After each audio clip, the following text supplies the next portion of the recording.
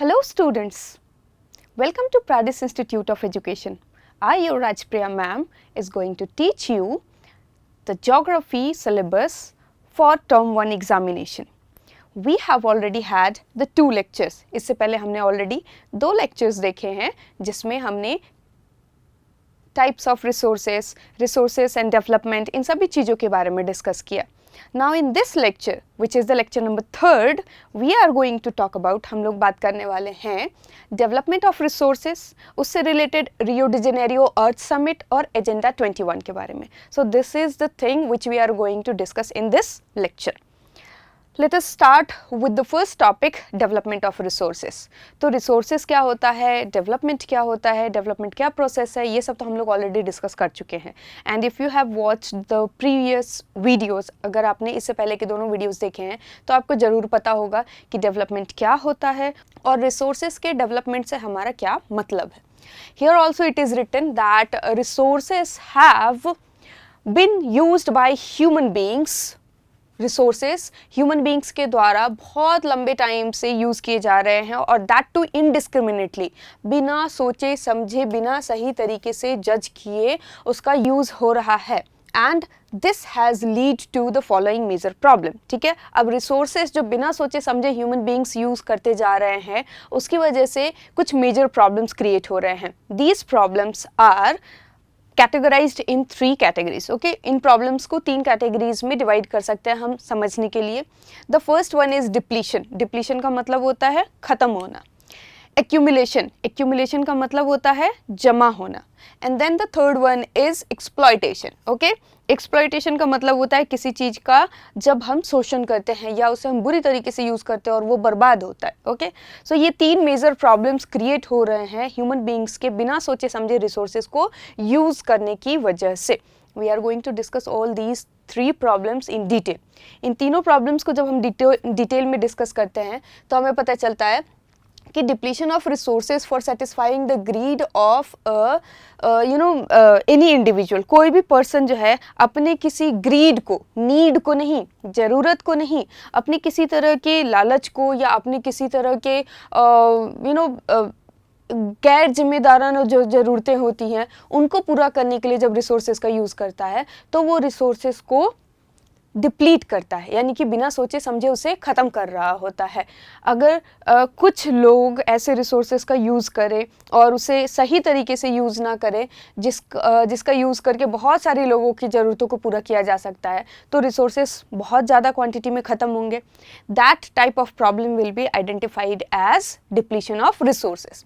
Then accumulation of resources in few hands, which in turn divided the society into 2 segments. Okay, जब resources accumulate हो जाते हैं कुछ लोगों के पास में और कुछ लोग जिनको उन रिसोर्सेज की ज़रूरत है और उनको वो मिल नहीं पाते हैं तो कहा जाता है कि रिसोर्सेज का एक्यूमुलेशन हो रहा है, किसी एक जगह पे उसका जमाव हो रहा है और जिसकी वजह से सोसाइटी जो है 2 ग्रुप्स में या 2 सेगमेंट्स में डिवाइड हो जाती है. एक होते हैं हैव्स, दूसरे होते हैं हैव नॉट्स. हैव्स यानी जिनके पास सब कुछ है या जिनके पास वो रिसोर्स अच्छी खासी क्वांटिटी में अवेलेबल है, जैसे कि हम कह सकते हैं रिच पीपल. और दूसरी कैटेगरी में आते हैं हैव नॉट्स, जिनके पास वो रिसोर्सेज अवेलेबल नहीं होते हैं, जैसा कि हम कह सकते हैं poor people. Okay, and then exploitation of resources. Exploitation का मतलब हमने अभी डिस्कस किया कि रिसोर्सेज को जब हम बिना सोचे समझे यूज़ करते हैं और उसको बर्बाद करते हैं, that is exploitation. Exploitation has lead to global ecological crisis. ठीक है, अब जब हम रिसोर्सेज को एक्सप्लॉइट करते हैं, उसे बर्बाद करते हैं, उसकी वजह से कुछ बहुत बड़े बड़े प्रॉब्लम्स क्रिएट होते हैं. वो प्रॉब्लम्स होते हैं global warming, ozone layer depletion, environmental pollution and land degradation. So 4 major problems जो resources के exploitation की वजह से create होते हैं वो है global warming, ozone layer depletion, environmental pollution and land degradation. You must remember this statement because reasoning assertion में या फिर objectives के form में बहुत easily ये statement से question बन सकता है. Okay? So these were the 3 major problems which causes जो कि humans के indiscriminately resources को use करने की वजह से create होते हैं. Depletion, accumulation and exploitation. Now अब ये तो प्रॉब्लम है, इसका सॉल्यूशन क्या होगा? अगर कोई प्रॉब्लम होता है तो उसका सॉल्यूशन भी होता है। So what is the solution? That is written here that an equitable distribution of resources, अगर हम रिसोर्सेज को इक्वल अमाउंट में डिस्ट्रीब्यूट करते हैं, जो कि बहुत ज़्यादा ज़रूरी है, ओके, हैज़ बिकम एसेंशियल, जो बहुत ज़्यादा ज़रूरी बन गया है for a sustained quality of life and global piece. अगर हमें वैश्विक शांति चाहिए, पूरी दुनिया में शांति चाहिए, ग्लोबल पीस चाहिए, और अगर हमें अच्छे तरीके से सोसाइटी में इक्वालिटी मेंटेन करना है, लाइफ की क्वालिटी को मेंटेन करना है, तो हमें इक्विटेबल डिस्ट्रीब्यूशन को करना बहुत ज़्यादा ज़रूरी है। किस चीज़ का? रिसोर्सेज का। If the present trend of resource depletion by a few individuals and countries continues, the future of our planet is in danger. अगर जिस तरीके से आज के डेट में रिसोर्सेज का डिप्लीशन हो रहा है, या कुछ लोग या कुछ कंट्रीज रिसोर्सेज को बिना सोचे समझे जिस तरीके से यूज़ कर रहे हैं, एक्सप्लॉइट कर रहे हैं, ख़त्म कर रहे हैं उसे, अगर वैसा ही चलता रहा तो हमारे प्लैनेट का फ्यूचर जो है वो डेंजर में है। आगे जा कर के हमारे प्लैनेट में बहुत ही तरह की प्रॉब्लम्स क्रिएट होंगी, अभी भी हो रही हैं। ओजोन लेयर डिप्लीशन हो रहा है, लैंड डिग्रेडेशन हो रहा है, पॉल्यूशन क्रिएट हो रहा है, बहुत तरह के प्रॉब्लम्स, ग्लोबल वार्मिंग हो रही है। तो ये सारे प्रॉब्लम्स क्यों क्रिएट हो रहे हैं? क्योंकि ह्यूमन बीइंग्स इनडिस्क्रिमिनेटली, बिना सोचे समझे और बहुत ही सेल्फिश होकर के रिसोर्सेज को यूज़ कर रहे हैं। इसीलिए सॉल्यूशन ये है कि रिसोर्स प्लानिंग की जाए, ठीक है, रिसोर्स को यूज़ करने का, डेवलप करने का प्लानिंग प्रॉपर हो, ठीक है। So resource planning is essential for sustainable existence of all forms of life. धरती पे जितनी भी तरह के जीव जंतु जीवन है, उसका सही तरीके से सस्टेन करने के लिए, यहाँ पे एग्जिस्ट करने के लिए ज़रूरी है कि रिसोर्स प्लानिंग की जाए, ओके। और रिसोर्स प्लानिंग भी कैसे? सस्टेनेबल प्लानिंग हो, okay. So sustainable existence is a component of sustainable development. Now at last one statement is written here कि sustainable development है जो वो sustainable existence का एक मेन फॉर्म है। हम कह सकते हैं कि सस्टेनेबल एग्जिस्टेंस तभी पॉसिबल है जब सस्टेनेबल डेवलपमेंट हो। अब आप बोलोगे मैम ये बार बार सस्टेनेबल क्या बोल रही है, सस्टेनेबल का मतलब क्या होता है? Let me tell you what is the meaning of sustainable or sustainable development. So the question rises here, what is sustainable development? Sustainable economic development. अब आप बोलोगे मैम ने तो यहाँ इकोनॉमिक डाल दिया। सबसे पहले हम समझ लेते हैं सस्टेनेबल डेवलपमेंट क्या होता है। तो डेवलपमेंट का मतलब हमें याद ही है, कोई भी ऐसा प्रोसेस जो किसी पॉजिटिव या प्रोग्रेसिव चेंज को या ट्रांसफॉर्मेशन को रिजल्ट करता है, that process is known as development, ठीक है। वो प्रोसेस क्या होता है? डेवलपमेंट होता है। अब सस्टेनेबल डेवलपमेंट क्या होता है कि उस ट्रांसफॉर्मेशन, पॉजिटिव ट्रांसफॉर्मेशन या प्रोग्रेसिव ट्रांसफॉर्मेशन के प्रोसेस में हमने किसी और चीज़ को नुकसान तो नहीं पहुंचाया है, फ्यूचर जनरेशन के हिस्से का जो रिसोर्स है उसे वेस्ट तो नहीं किया है, प्रेजेंट में किसी और चीज़ को हार्म तो नहीं किया है। इस तरह का जो डेवलपमेंट होगा उसे हम कहेंगे sustainable development.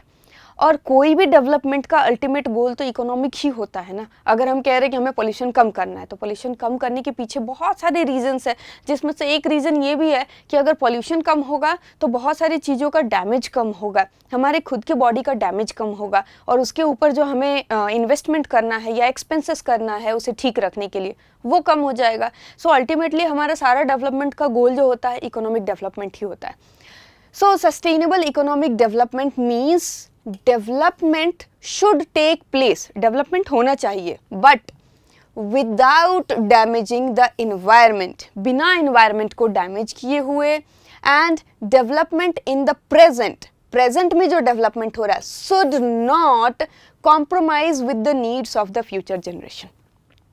Very easy to understand कि प्रेजेंट में जो डेवलपमेंट हो रहा है वो होना चाहिए, लेकिन किसी और एंटिटी को बिना हार्म किए हुए, बिना नुकसान पहुंचाए हुए, और उस प्रोसेस में फ्यूचर जनरेशन के हिस्से का किसी भी तरह का रिसोर्स को कॉम्प्रोमाइज़ नहीं होना चाहिए, उसको हार्म नहीं होना चाहिए।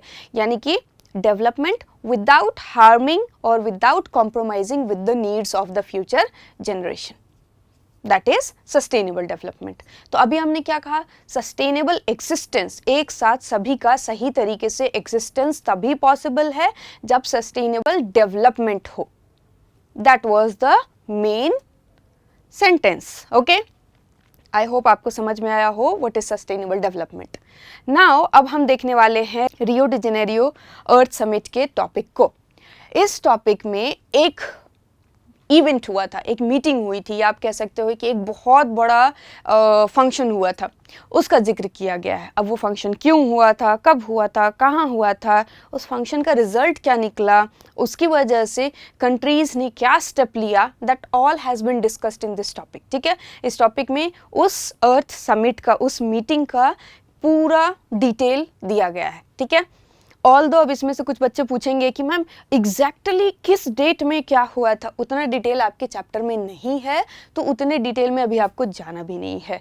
अकॉर्डिंग टू द एग्जाम अगर टारगेट करते हैं और फॉर जनरल नॉलेज भी अगर टारगेट करते हैं, तो जो इन्फॉर्मेशन आपको पता होने चाहिए that I am going to tell you. Okay, तो Rio de Janeiro earth summit June 1992 में हुआ था। ओके, जून 1992 में हुआ था, जिसमें पूरे अर्थ में जितनी भी कंट्रीज़ है उसमें से 100 से भी ज़्यादा कंट्री के रिप्रेजेंटेटिव्स ने पार्टिसिपेट किया था। एंड ये हुआ था रियो डी जेनेरियो में, रियो डी जेनेरियो जो कि ब्राज़ील में है। ठीक है, और ये अपने टाइप का पहला इस तरह का समिट हुआ था, पहला इस तरह का मीटिंग हुआ था, जो कि हम कह सकते हैं कि फर्स्ट इंटरनेशनल अर्थ समिट था। अर्थ समिट नाम से ही हमें पता चल रहा है कि ये पूरे अर्थ के क्लाइमेट, पोल्यूशन, डेवलपमेंट, हर टॉपिक को टारगेट करने वाला एक मीटिंग था। ओके, अब एक्चुअल में इसका जो इमीडिएट कॉज था इस मीटिंग को करने का, वो क्या था, to address urgent problems of environmental protection and socio economic development at the global level. ठीक है, ये था इसका मेन टारगेट। ओके, मेन जो रीज़न था कि किस चीज़ को एड्रेस करने के लिए ये अर्थ समिट हुआ था, तो ये अर्थ समिट हुआ था जो इमीडिएट अर्जेंट प्रॉब्लम्स क्रिएट हो रहे थे, ग्लोबल वार्मिंग हो रहा था, पोल्यूशन हो रहा था, उन प्रॉब्लम्स को टारगेट करने के लिए, और उससे कैसे प्रोटेक्शन लाया जाए, किस तरीके से ग्लोबल लेवल पे सारी दुनिया का, सभी कंट्रीज़ का डेवलपमेंट हो सके, इकोनॉमिक डेवलपमेंट हो सके, इस मैटर को टारगेट करने के लिए ये अर्थ समिट ऑर्गेनाइज किया गया था। ओके, कब, जून 1992 में। किन लोगों ने पार्टिसिपेट किया था, more than 100 representatives of different countries. Okay, इस अर्थ समिट में एक डिक्लेरेशन साइन किया गया था, और ये डिक्लेरेशन का टॉपिक था global climatic change and biological diversity. Okay, तो इसमें जो डिक्लेरेशन साइन हुआ था उसका हेडिंग भी आपको पता चल गया। अगर क्वेश्चन आते हैं और उसमें हेडिंग में ऑप्शंस होते हैं, तो आपको एग्जैक्टली याद होना चाहिए कि किस डिक्लेरेशन पे साइन किया गया था। Okay, the global forest principles and adopted agenda 21। ठीक है, इसके अलावा ग्लोबल फॉरेस्ट प्रिंसिपल्स नाम का एक डिक्लेरेशन साइन हुआ था, और एक एजेंडा 21 करके इसका एक आउटकम बनाया गया था। अब आप बोलोगे मैम ये एजेंडा 21 ही क्यों है, इसमें क्या 21 रूल्स थे, इसमें क्या था ऐसा?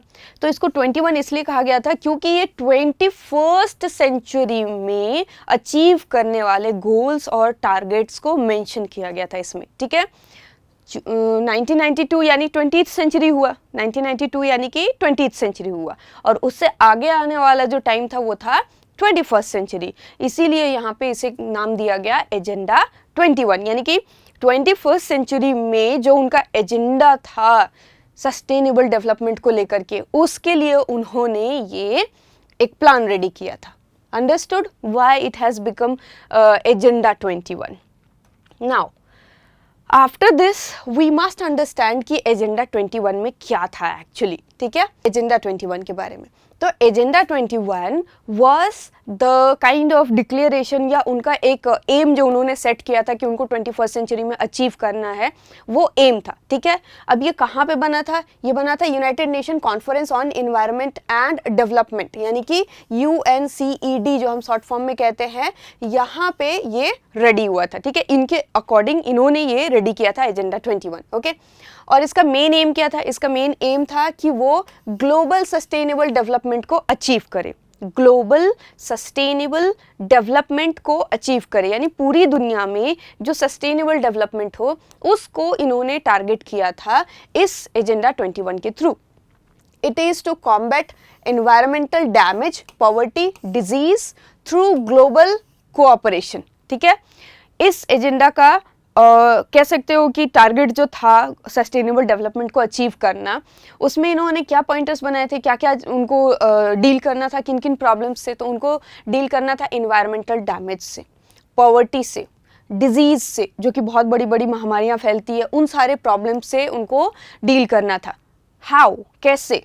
Through global cooperation. Global cooperation यानी कि हर कंट्री, हर जो अलग अलग हम कह सकते हैं कॉन्टिनेंट्स है, चाहे कंट्रीज़ है या अलग अलग ऑर्गेनाइजेशन है, सब एक दूसरे के साथ कोऑपरेट करके, सपोर्ट करके, एक दूसरे को साथ में लेकर के डेवलपमेंट करने की बात ये सोच रहे थे। Okay, on common interest, mutual needs and shared responsibilities. Global cooperation के थ्रू ये क्या अचीव करने की बात कर रहे थे? ये बात कर रहे थे कि ये कॉमन इंटरेस्ट में जितनी भी चीज़ें आती है, चाहे वो पॉवर्टी से डील करना हो, चाहे वो किसी डिजीज़ को हैंडल करना हो, या कुछ ऐसे सिचुएशन को डील करना हो जो कि एक साथ लार्ज स्केल पे ह्यूमैनिटी को प्रॉब्लम हो रही हो, तो ऐसे प्रॉब्लम से डील करने के लिए इन्होंने ये एजेंडा 21 बनाया था। Okay, one major objective of the agenda 21 is that every local government should draw its own local agenda। ये सेंटेंस भी आपको बहुत अच्छे से याद होना चाहिए कि एक सबसे इम्पॉर्टेंट जो एजेंडा 21 का ऑब्जेक्टिव था वो ये था कि हर लोकल गवर्नमेंट को, ठीक है, अब इन्होंने तो ये कंट्री का एक मीटिंग किया, बहुत सारे कंट्रीज़ का एक समिट किया, समिट में इन्होंने इशू कर दिया। अब इसमें इन्होंने ये ज़रूर मेंशन किया कि हर कंट्री को लोकल लेवल पे, लोकल गवर्नमेंट के फॉर्म में डेवलपमेंट का प्लानिंग करना होगा। वो भी कैसा डेवलपमेंट? सस्टेनेबल डेवलपमेंट का प्लानिंग करना होगा।